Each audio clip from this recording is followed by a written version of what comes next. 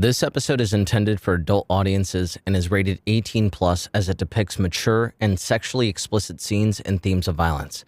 Listener's discretion is advised. Victor opened his eyes to see a familiar sight, his bedroom ceiling. Huh? How did I get home? He tried to remember the events of the previous evening, but his memories were scrambled and fuzzy, unreachable. Suddenly, he heard an angelic woman's voice call his name. Victor. He sat up, confused. Hello? Who's there? But there was no response. His head throbbed in pain. He braced himself against his bed and felt his hand shoot through the mattress and burst through the wood slats below. His hand had punctured the bed and shattered the bed frame. He quickly pulled back and looked down in confusion. What the hell just happened? His mind raced, but he couldn't retrieve any memories. It's like something is blocking me from my own past. He tried to piece together his fragmented thoughts. Let's start at the beginning. I went to the grocery store to buy the food my mom ordered, but as he tried to retrace his steps, he was distracted by an unbearable thirst. It's like I just ran a marathon and I need a gallon of water immediately. He shot to his feet, ignoring the sounds of wood splintering from the floorboards below. He grabbed the handle to his bathroom door, attempting to open it, but instead ripping it off its hinges, tearing it completely from the wall. He was shocked at the show of force, but didn't have time to admire it, or even question how it was possible. My throat is bone dry. I need water. Now. He ran into the bathroom and tried to turn on the sink. But once again, his strength was too much and the handle snapped off, spewing water everywhere. He stuck his head into the geyser, desperately gulping from the wild stream. He felt the cold water from the tap enter his mouth and seep down his throat, but it didn't satisfy him. I need more. Again, he heard the strange angelic woman's voice emanating in his head. Calm down. Suddenly, his crippling thirst vanished. He collapsed on the ground, panting heavily, comforted and frightened by the voice at the same time. Who's there? He was met with only silence. He took a deep breath. What the hell is happening? He looked at the sink above him, the water still spraying everywhere, now pouring down the counter. I can't leave it like this. He opened the cabinet beneath the sink and wrenched the water valve shut with a flick of his wrist, watching as the broken faucet sputtered to a stop. He sighed in relief and climbed to his feet, perplexed by a glimpse of himself in the mirror. No way. Is that really me? He looked taller. His body was buff, muscles in all the right places, six-pack abs and ripped arms. But what stood out the most about his appearance was his sickly pale skin. He suffered from a rare blood disorder that made him anemic, so he was used to looking gaunt. But the way he looked now, his complexion was almost ghostly. It's like I've been drained of all my blood. On the other hand, he noticed that his face was more defined. His blue eyes and black hair had gained a distinct shine. He was stunned. And one night, I somehow went from a 21-year-old skinny teenager to a toned athlete. How is this possible? Was I kidnapped by the government and drafted into some kind of classified super soldier program? He heard a different woman's voice, a familiar one. Victor, what's going on? What's with all the noise? Mom. He took a deep breath and noticed that his throat was once again parched. He looked at the wall and somehow his eyes bore right through it. He saw the outline of his mom, enveloped in a red pulsing glow, her heart beating in a steady rhythm. It's almost like heat vision. Suddenly, he found himself fighting a strong desire to sink his teeth into his mother's flesh and drink her blood. What's wrong with me? His mother was oblivious to his condition. Victor? What's happening? What was that noise? He jolted out of his brief fugue state and called to her in the most normal tone he could muster. I'm fine. But it was obvious by her alarmed response that he failed. Victor? Open the door! What's going on in there? He looked at his reflection in the mirror and noticed that his eyes had turned blood red. Oh, shit. He tried to steady his nerves. Think rationally. He used all of his strength to resist the temptation to barge out of the room and bite his mother's neck. He took a calming deep breath.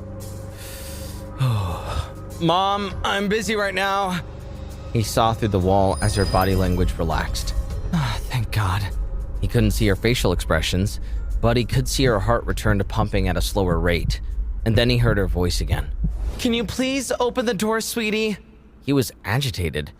I can't. I'm not wearing clothes right now. She exhaled and turned away. Okay, we'll talk when you get out. He saw her saunter down the hallway. Why did she give up so easily? Maybe she thought I was, never mind. He again heard her voice in the distance.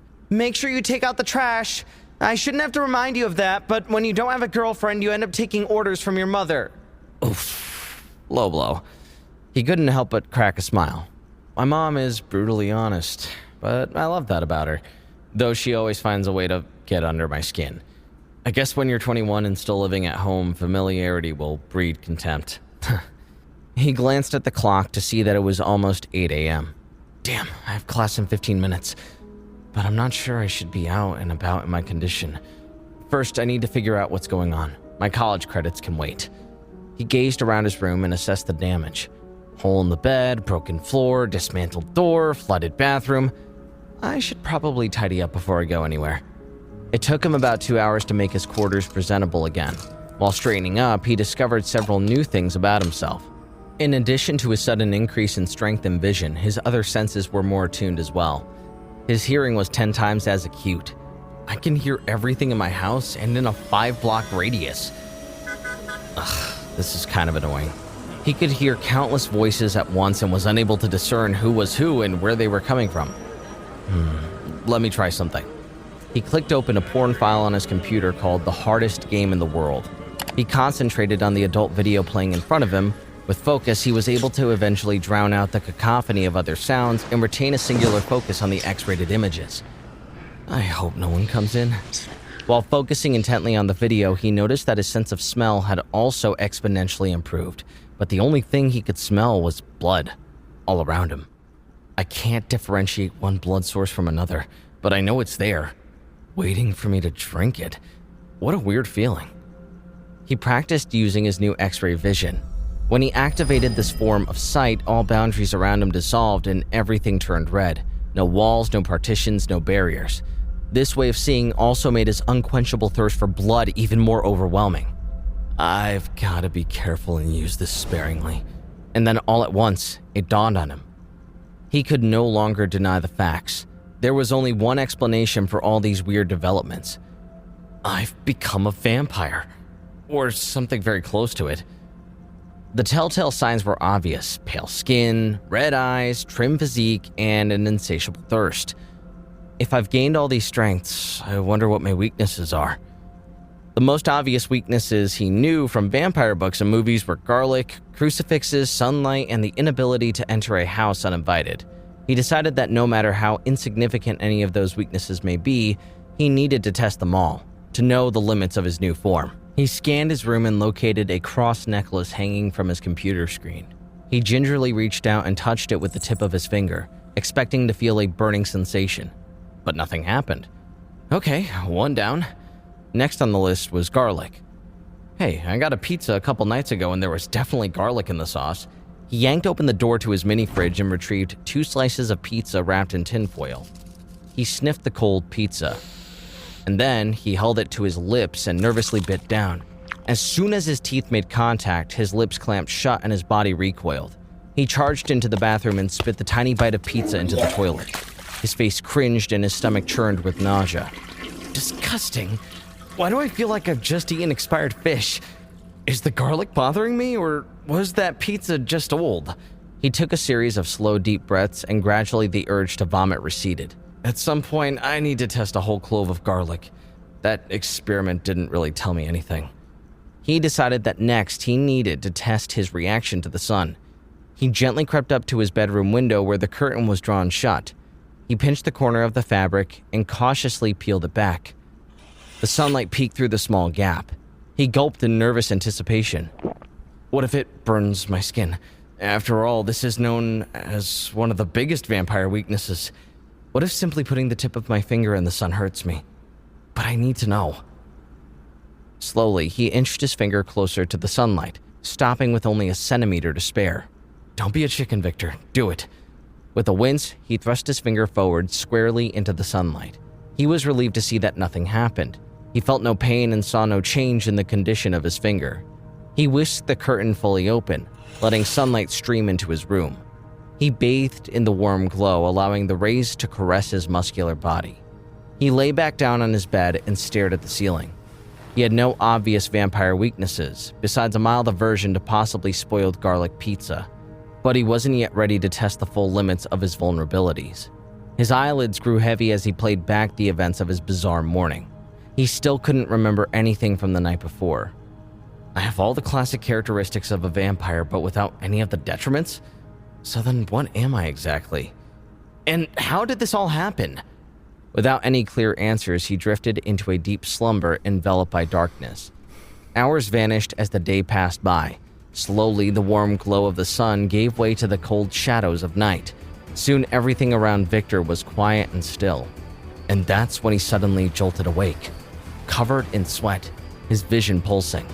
He was consumed by a single disturbing fear, feasting on the juicy, beating heart inside his mother's chest. The hunger was unbearable. I can't control this horrible feeling. My family is in grave danger.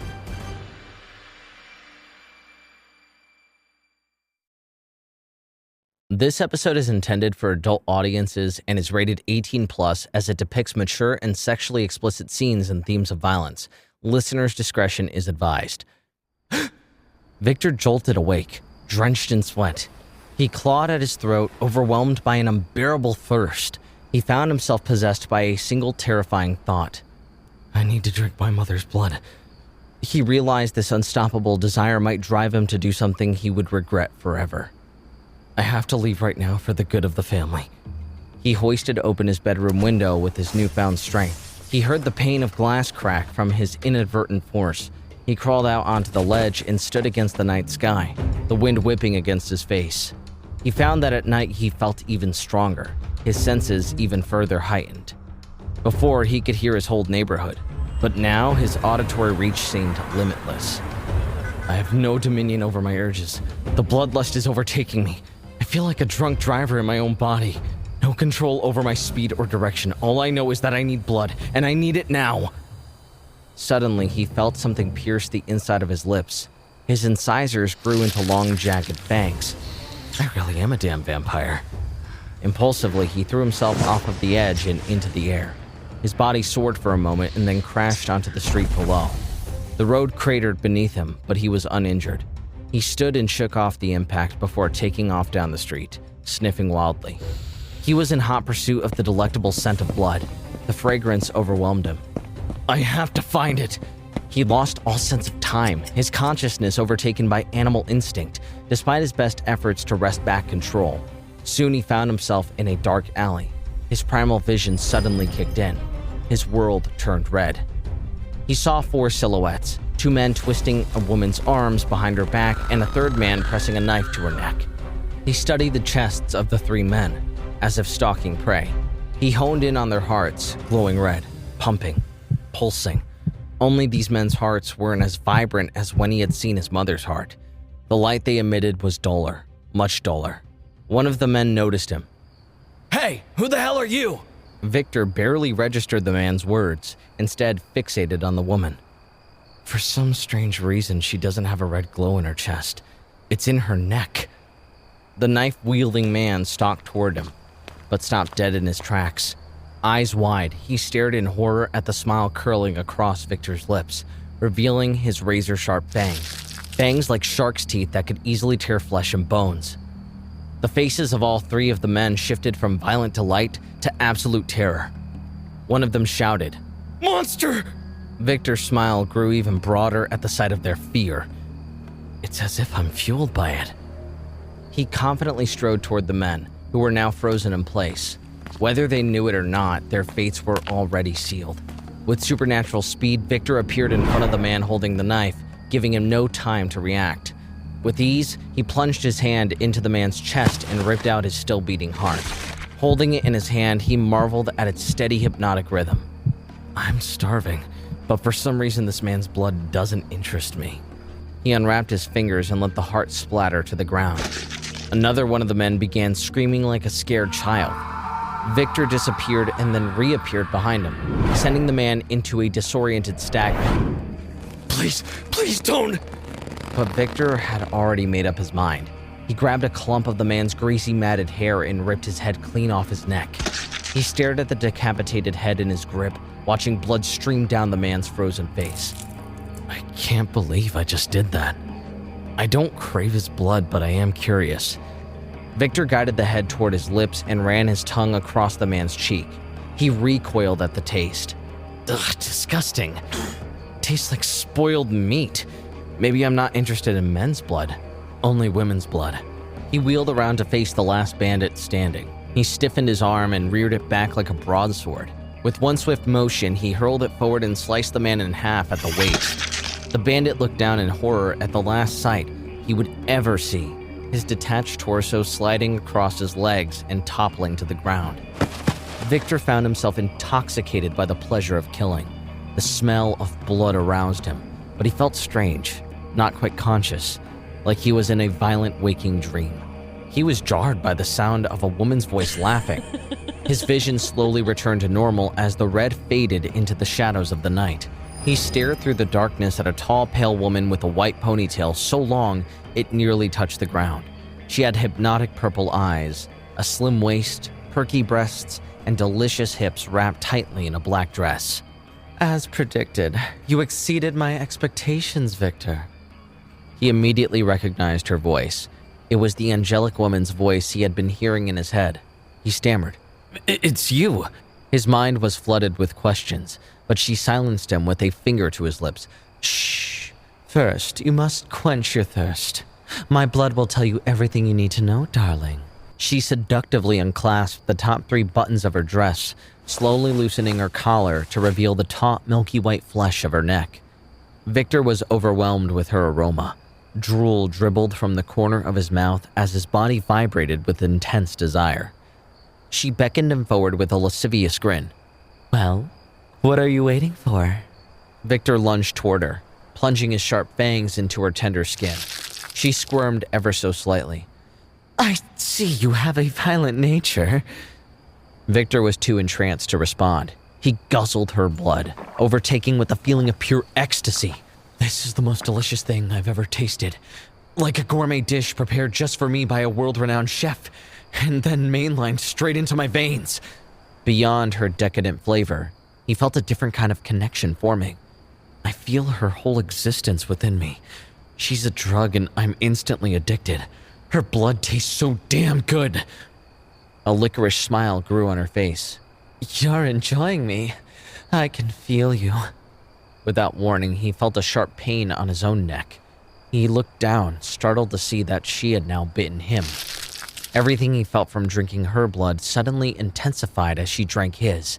Somehow, her already divine taste was even more incredible. He felt their energy merge, their souls entwine. They became one. This sensation is indescribable, like nothing I've ever felt. Suddenly, he was overcome with a powerful flashback, lost memories from before he woke up. In these memories, he could see everything from the perspective of the white-haired woman. He was in the grocery store. She was watching him from a distance. He heard the voice of a different woman standing beside her, but couldn't see her face. The mystery woman sounded ambivalent. "Him? Are you sure?" The white-haired woman nodded with certainty. "Yes, I'm sure. I will make him my darling." Everything suddenly erupted in a blinding white light as Victor now saw himself lying on the dirty floor of a decrepit, abandoned building. The white-haired woman bit her finger, sending a rivulet of blood trickling down her palm. As droplets of her blood landed on the ground, a glowing magic ring formed around her and Victor. Victor saw that his arm was mangled with a massive wound, as if he was gored by a wild animal.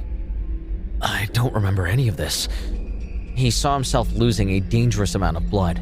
The woman crouched down to his level and sunk her teeth into her wrist, holding her punctured arm over Victor's gaping mouth. A stream of crimson blood flowed down into his throat like a waterfall. She suddenly straddled Victor's prone body and stared deep into his eyes. "Victor, prepare yourself to be reborn." She cradled his head in her arms and, with a violent twist, snapped his neck, killing him instantly. Victor watched himself die in stunned belief. And then he saw his dead body begin to twitch and convulse, regenerating at an unbelievable speed. The magic circle began to pulse and undulate. He saw his eyes shoot open as he gasped for breath, the magic circle receding all around him. The white-haired woman stood over him, grinning with deep satisfaction. Success! Victor noticed that the other woman, the mystery woman from the grocery store, was gone. His eyes began to glow red. He sprang to his feet and instinctively chomped down on the white-haired woman's neck, slurping down her blood, a look of pure exhilaration in his eyes. Victor watched himself finishing his first drink of blood. Immediately, the world of the memory began to fade, and he found himself back in his own body, standing in the dark alleyway, his fangs still snugly planted in the woman's neck. She flinched with a playful smile. Victor, are you trying to kill me? Surely you're satisfied by now. He pulled back and looked into her eyes, blood still dribbling from the corners of his mouth. I have so many questions. I don't even know your name. The woman flashed the most beautiful smile he had ever seen and introduced herself. Violet Snow. Victor felt his heart flutter. Pleasure to meet you, Violet Snow. My name's Victor Walker. She smiled and stared deep into his eyes. The walking Victor. That's easy to remember. Victor stammered. Yeah, I guess so. Violet laughed, amused at his awkward innocence. Let's change locations, Victor, shall we? Before Victor could respond, he heard a loud whoosh and saw Violet vanish into the darkness. He was stunned. Violet? Violet! Where'd you go? He called out for her, but all he could hear in return was his own voice echoing across the dark alleyway. Panic began to set in. Was she even real? He looked down at the mangled corpses at his feet and trembled, his vampiric trance wearing off. What have I done? Have I lost my mind?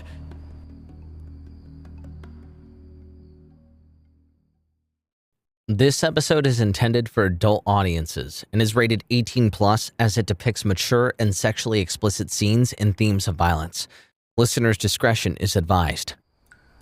Where is she? Was it all in my head? Victor and Violet Snow had just dined on each other's blood, only for Violet to disappear into thin air. Victor was bewildered. He looked down at the mangled corpses by his feet as the reality of what he had just done hit him like a ton of bricks. I killed these men with my bare hands. He heard a whistle in the distance and looked up to see Violet perched on the edge of a roof above him. She called down to him. What are you waiting for? Victor was relieved to see the moonlit outline of the beautiful vampire. He yelled back, There you are! How do I get up there? He could see a playful grin grow on her face. Just jump! Victor crouched down, threw caution to the wind, and launched himself into the sky. It was a rocky ascent, but he managed to tumble to a stop on the roof beside her. He caught his breath, exhilarated. She took his hand and laced her soft fingers through his. Come, I have lots to show you. Victor sighed. I can tell this girl is nothing but trouble, but I don't care. Victor accompanied Violet to a mansion so decadent it appeared to be straight out of a movie. The property was absurdly large and filled with more than 30 rooms. Wow, this must be at least a $10 million estate. Victor followed Violet to the front door. As soon as he lifted his foot to cross the threshold, he was sent stumbling back, as if blocked by an invisible barrier. That's right, my untested weakness. Vampires cannot enter other people's houses without being invited. A short woman in a French maid's uniform rounded the corner. She had piercing blue eyes and a thin but well-defined body with a blonde ponytail draped over her shoulder. As soon as she entered Victor's field of vision, he could tell she wasn't a vampire. The maid spoke very professionally. Miss Violet, I see you have brought a guest. Violet smiled. Yes, Natalia. Can you invite him in? Natalia nodded. Come in, Victor. You must have a lot of questions. After the formal invitation, Victor was able to walk right through the doorway. He followed Violet through the grand estate while feeling Natalia's eyes bore into him.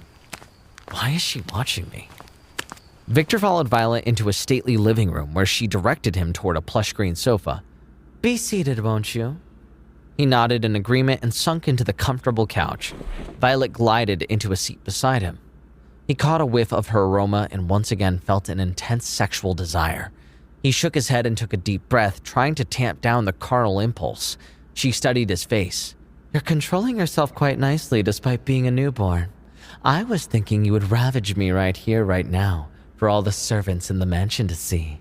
Victor stammered, unsure how to reply. Violet just winked. Oh well, your loss. Victor's body tingled, sweat beading on his forehead. My God, this woman. He tried to refocus. Although I find that prospect very tempting, PDA is not my kink. I just need answers. Violet laughed. You're honest, aren't you? Victor fidgeted with slight nervousness. Try to live with a woman who only speaks her mind for all 21 years of your life. You inevitably pick up on some of her traits. Victor slapped the back of his hand with faux outrage. You've lived with another woman for over 2 decades? Who could she be? Victor smiled. Let's just say she gave birth to me and I haven't been able to shake her since. Violet nodded with the realization. Oh, right, your mother. She draped her hand on his upper thigh. But I wasn't worried. I know you're a virgin, so there's no reason for me to be jealous of other girlfriends. Victor stammered with embarrassment. Wait, how do you know I'm a... Violet crept her hand up his thigh. Only virgins can be turned into vampires. Victor took a deep breath. So, that confirms it. Vampires. That's what we are? Violet gestured to her pale, voluptuous body. What else? Victor thought back on all the irregularities. But I barely have any of the weaknesses from most vampire lore. You know, sunlight, cross, I can even see my reflection in the mirror. Plus, I have the ability to see the red world. And I've never heard of a vampire with that skill. Violet raised an eyebrow. Red world? Victor nodded. Yeah, that's what I call it. For some reason, whenever I'm excited by the smell of blood, my vision changes.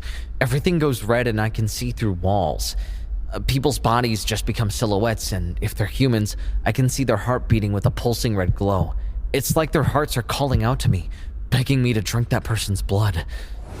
Violet stared back with admiration. Victor gazed at her milky white neck. But you're the only one who is different. When I look at you with that vision, I can only see your neck glowing red. Violet studied him like he was an exotic animal in captivity. Just as I suspected. It seems like it was the right decision to turn you into a vampire. You're even more special than I realized. And you've inherited my characteristics. She excitedly wrapped her arms around him and nuzzled her mouth into the side of his neck. Jeez, this woman wants my blood right now. He pulled back. Hang on. What does that mean, your characteristics? Explain to me what's going on. Violet sat up straight and collected herself. Let's start at the beginning. There are 2 kinds of vampires, the noble vampires and the plebeian vampires. The 2 species are similar, but their differences are crucial. Noble vampires, that's me, can have children, and those children will always inherit the same characteristics as their noble father or mother. Heredity heightens these traits, so the children's powers are always greater than their parents. Victor listened, confused but engrossed by her explanation. Violet continued. My family, the Snow family, has the fire trait. That means we can control fire and have full immunity to the sun. Normally, this trait wouldn't be passed on to other vampires my family has raised, but you seem to be different. Somehow you got it. Victor's eyes widened. That means I inherited. Violet nodded emphatically. Yes, you inherited my trait, even though I didn't give birth to you. Almost all vampires have an aversion to the sun. A few families have some resistance to sunlight, but only my family has full immunity to it. Victor processed the news, remembering when he tested his body in the sunlight. Just out of curiosity, what happens when a normal vampire is exposed to sunlight? Violet grimaced. They turn to ashes. Jesus Christ, that was really close. I almost cremated myself. Violet raised her hand. Like I said, my family's characteristic is to control fire. She summoned a fireball out of thin air, letting it hover above her palm. Victor was amazed. Holy shit, that's incredible! Victor rotated the fireball in her hand. My family is very feared in the vampire world. After all, with a small ball of fire, we can reduce a vampire into ash. She cackled in delight, exposing her sharp teeth. Victor shifted uncomfortably. You mentioned plebeian vampires.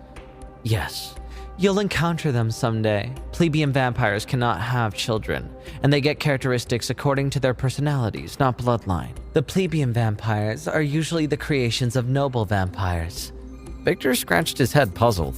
So, I'm a plebeian vampire because you're a noble vampire and you created me.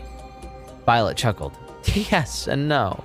You are a plebeian vampire because I created you, but you also inherited my trait. That aspect makes you a noble vampire. Great, I'm a walking contradiction. Violet leaned in close, her breath hot on his neck. Remember that red world you talked about? He tried to ignore his raging desire. Yes, of course. Violet teased him, gliding her tongue over his ear. His body tingled and pulsed with an ecstatic surge of energy. She swung her leg over him, grinding on his lap. That red vision is your own personal plebeian vampire trait. You gained it when I turned you into a vampire. Victor's heart raced, his manhood throbbing. Violet's grinding intensified. You see, Victor, your blood is special. She ran her teeth across his neck.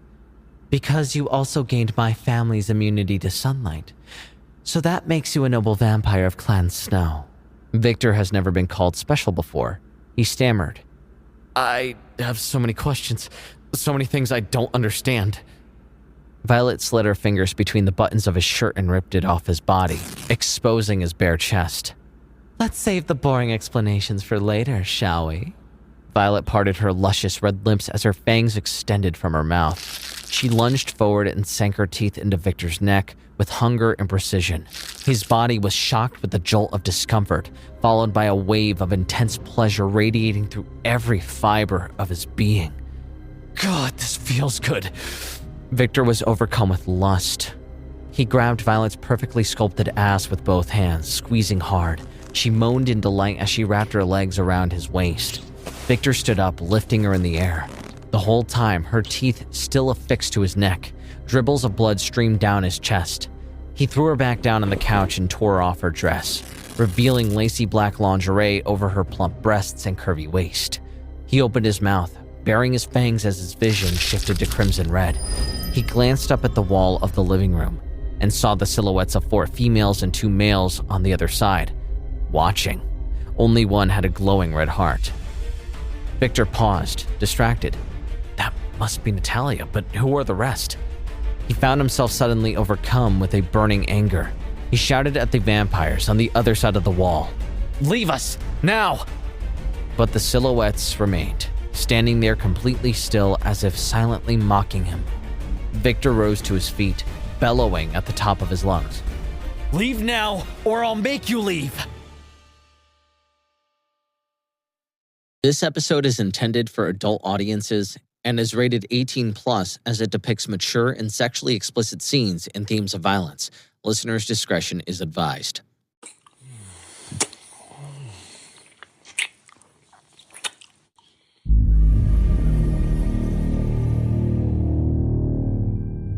Victor pulled back from his passionate embrace of Violet.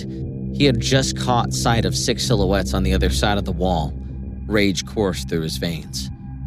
How dare they watch us? He erupted to his feet. I said leave, goddammit! Don't make me say it again! Violet was unconcerned. She casually snapped her fingers. Leave. They immediately dispersed. She pulled Victor back down to the couch. Ignore them. They're just protecting me, as an overprotective family would do. With a breathless moan, she guided Victor's head back toward her neck. Now, darling, eat. Victor shook off his anger as his bloodlust came roaring back. He closed his eyes, opened his mouth, and sunk his fangs into Violet's succulent neck. After gorging himself on Violet's blood, Victor lay quietly in her lap as she stroked his hair. Finally, he spoke. I don't understand it. What do you not understand? The maternal tone in her voice comforted him as much as it surprised him.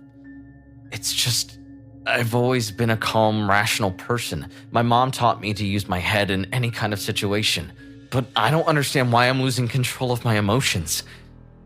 Violet smiled and rubbed his chest. You're doing better than most newborns. Don't worry, this is normal. Victor was puzzled. This lack of control is normal? In the vampire movies I watched with my dad, vampires always seem to be in control of their actions. Not that movies are an accurate source of information, but... Violet laughed. Yes, in real life, becoming a vampire amplifies your emotions. It's because of this problem that we live in isolation. Just imagine, you're walking down the street calmly and you accidentally bump into a vampire. If that vampire is an emotionally volatile newborn, he's liable to snap and kill you. Oh, come on, that's ridiculous. Violet shrugged. Ridiculous, but true. Suddenly, they heard approaching footsteps and turned to see Natalia, the blonde maid. Miss Violet, we have visitors. Violet let out an exasperated sigh. Whoever the guest was, she wasn't looking forward to seeing them. Victor looked toward the entrance and could see the red silhouettes of a man and a woman, both of their necks glowing red. Vampires, huh? Violet grinned. That skill of yours is quite useful. How far can you see? Her eyes sparkled with curiosity. Victor shook his head. I don't know, I haven't tested the limits of my abilities yet. Natalia opened a secret closet built into the wall. There hung a row of dark black men and women's clothes. Violet gestured to the selection. Choose any outfit you like and get dressed. I prepared these clothes for you beforehand. You see, I've been looking forward to your stay for a long time. Victor peered into the closet as another maid approached. She was dressed in a modern outfit, unlike Natalia. She had short black hair, dark eyes, and a permanently inscrutable look on her face.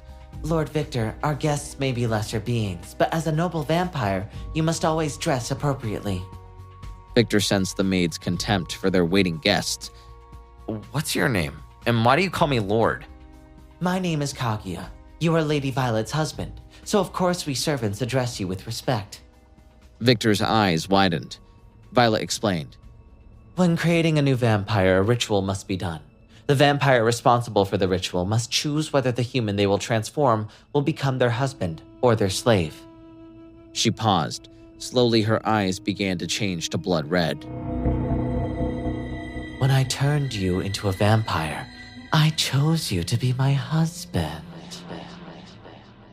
The word lingered. Victor's eyes also began to glow red. He felt an emotion he couldn't explain. It's like I'm being filled with another life. It's such an odd sensation, but also exhilarating. It's the same feeling I get when I feed on Violet's blood, but somehow different. It's like I'm feeling emotions that aren't my own. I feel happiness, love, and obsession coming from Violet. Violet stared into his soul. Can you feel it?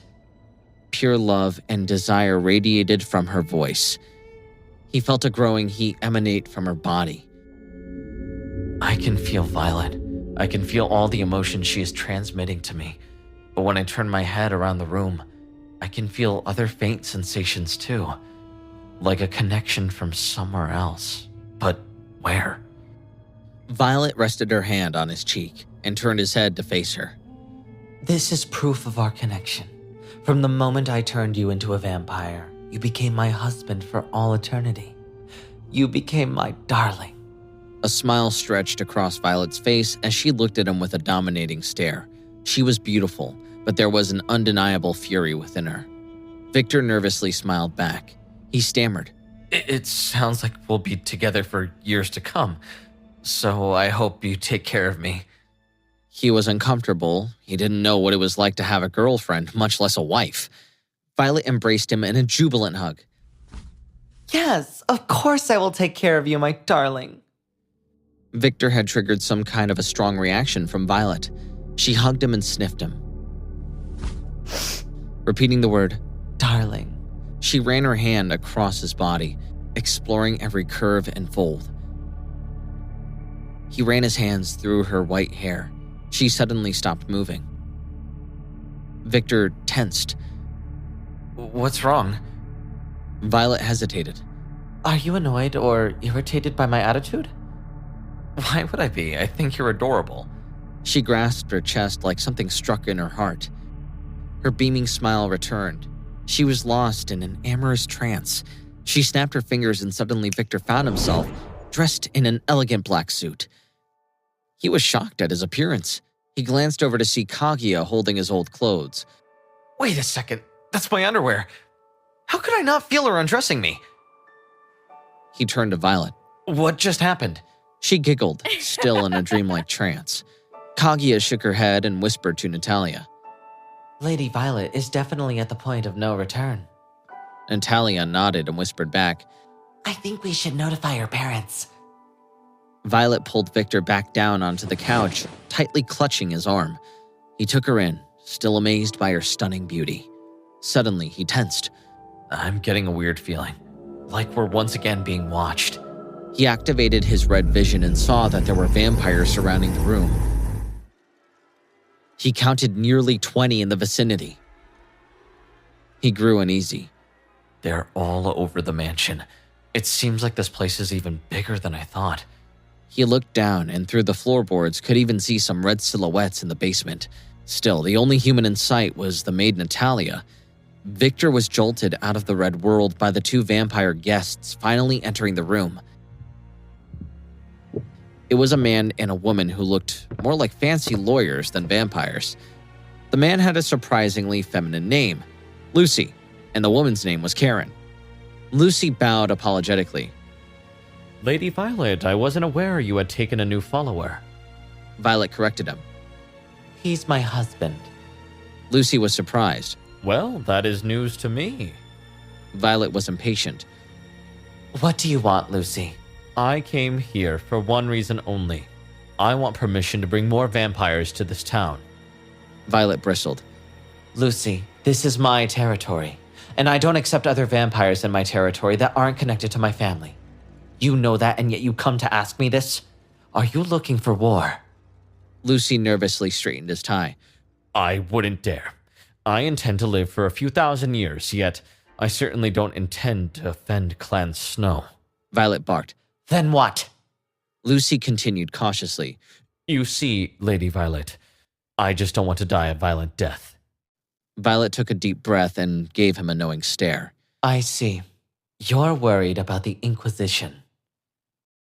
Lucy and Karen nodded. Tension hung in the air. Victor was confused. What the hell is the Inquisition? Lucy exchanged mocking grins with Karen. You don't know? How long have you been a vampire? Don't tell me you're a newborn. Victor was filled with a sudden rage. He shot to his feet. And what if I am?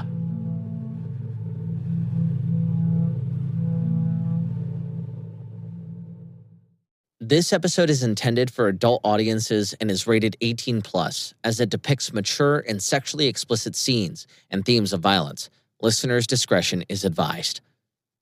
Lucy cackled in Victor's face. I guess Lord Husband doesn't know about the Inquisition. How long have you been a vampire, Victor? Don't tell me you're a newborn. Karen laughed derisively. I didn't expect the Princess of Clan Snow to have a plebeian husband. Hell must have frozen over. Victor shot to his feet, boiling with rage. He tried to calm himself. Use your mind, Victor, not your fists. He took a shaky, deep breath. I'm surprised to hear two seasoned vampires like yourselves lob such petty insults. Isn't that beneath you? Lucy and Karen glared. Violet watched intently but didn't intervene. Victor sneered. Must be problems at home, huh?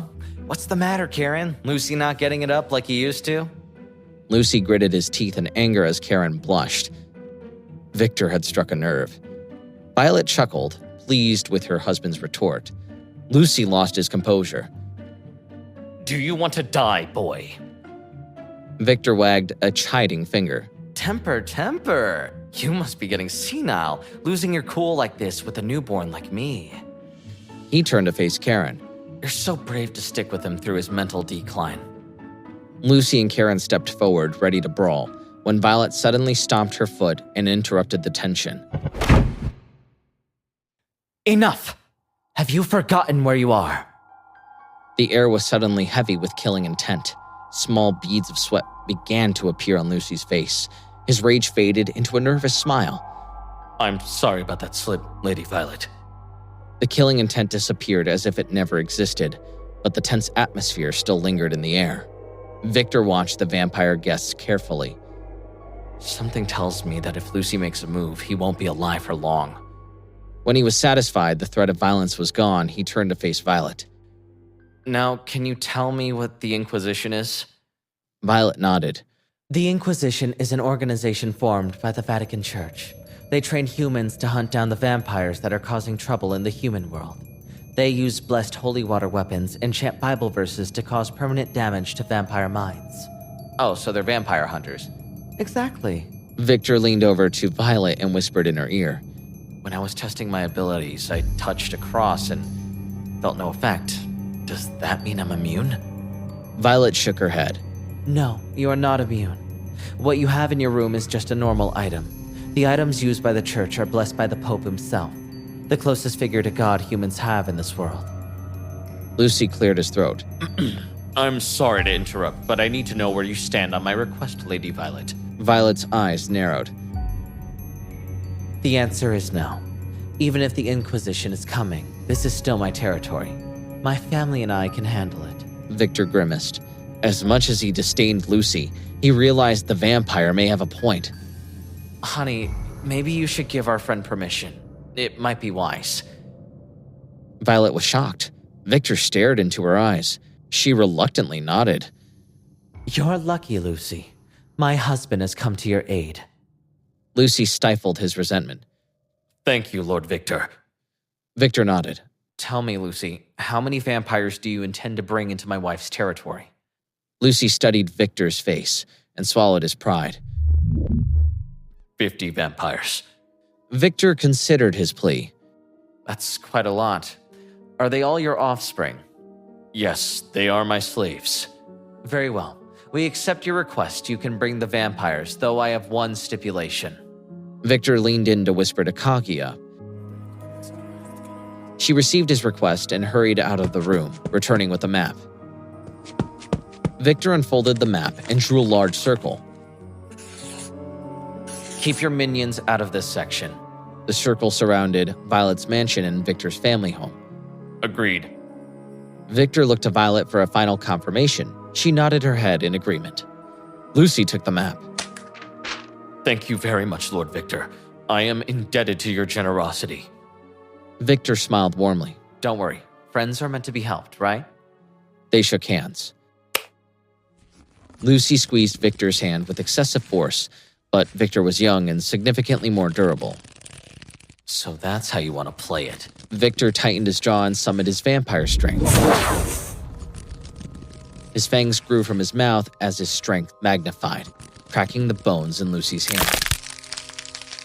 Victor watched Lucy stifle the intense pain. He forced a grin through welling tears. Until we meet again, Lady Violet. Violet didn't say anything. She just nodded her head softly as Kaguya escorted the two guests out of the mansion. Once they were gone, Victor returned to the couch, where Violet immediately climbed onto his lap. She gently wrapped her arms around him and leaned her head against his chest. What are you planning? Bait. Lucy is my worm that will attract the big fish. Violet's eyes widened as she flashed a wicked smile. Aren't you getting used to this vampire thing a little too quickly? Victor shrugged. Vampires are no different from humans. Lucy's just an opportunist. Violet nodded. I agree. Lucy prepares a feast for powerful vampires. He has strong ties to noble families. Victor was connecting the dots. So that's why the Inquisition is here. They're after Lucy? Yes. And when you say feast, you mean humans. Victor processed the information, still totally not comfortable with the thought of a mass of humans dying to feed vampires. Violet picked up on his discomfort. Normally, noble vampires don't need human blood. Huh? Isn't that like the main thing about being a vampire? Violet shook her head. You can suck blood from humans if you want, but that won't quench your thirst. The noble species are a very strong type of vampire, and because of that we need more blood than normal vampires. We'd have to kill thousands to satiate ourselves on humans alone, which is unsustainable. Victor cocked his head to the side. So what do you do? Violet explained. When we get married, we ask the witches to do a ritual so that we will quench our thirst with our partners instead. But there are vampires who get bored drinking their partner's blood all the time. Because of that, vampires like Lucy exist. They kidnap humans and take them to the noble vampires who want to taste new flavors. Victor was intrigued. I see. I had no idea witches were real. Of course they are. Witches are human women who, for some reason, acquire powerful magic. They use that magic to alter things related to nature. Do you remember the magic circle you saw in my memories? I do. That was a creation of witches at the request of the ancient vampires. The witches that serve us are mercenaries. If you pay the right price, they'll do anything for you. Interesting. Violet nuzzled into Victor as he stroked her long white hair and processed all the new information. Every feature about her is stunning, but the one I find myself the most fixated on is her beautiful hair. He glanced down at Violet to see that she was a flushed mess. Her breathing was ragged. She stared back at him with hungry eyes. He smiled. It really doesn't take much to get her going. Victor looked out the window to see the first rays of dawn. Shit, I have to get to class. Violet was surprised. Class? You want to go back? But what's the point of studying now? You're my husband. I can provide all that you desire. Victor shook his head. I don't want to be a parasite that depends on my wife. I want a partner, not a sugar mama. Violet sighed. Why college then? Well, I was going so I could get a job to help my family. Things have been a bit rough financially for us. I thought getting a degree in economics was the best chance I had at getting a good job and bringing in some much-needed money.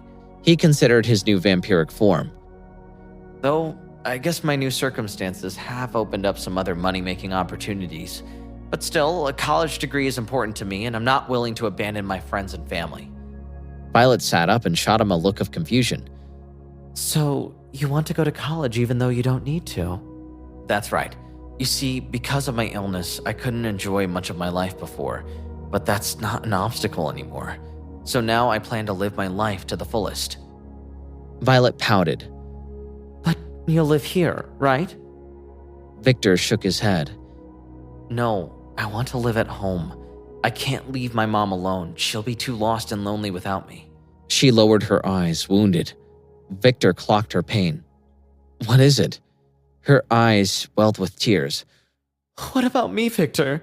I'm your wife. What about us? Victor stammered as Violet's tears turned to rage. Answer me, Victor! He swallowed and met her icy stare. Well, Violet,